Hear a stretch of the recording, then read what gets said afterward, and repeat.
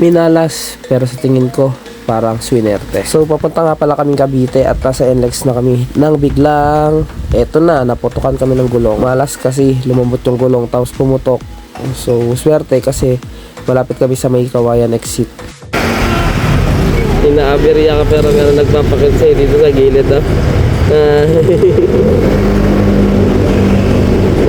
nagpapakit Nadaanan nga pala kaming palitan ng gulong pero ayun, wala pa daw silang stock.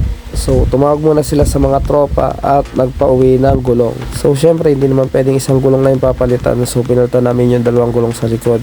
And talagang palitin naman na din talaga dahil ito, titaw na din yung fly nung kaliwa. So salamat nga pala sa shop na to, Sir Nal. Hindi daw sila magbubukas pero dahil tumawag ako, nagbukas sila. So yun nga pala mga bossing, no, hindi tayo nangaangkin ng shop. So namanifesting lang, malay mo balang araw magkaroon din tayong gantong tire shop, diba? Sa totoo lang mga boss, sobrang taas ng pangarap ko.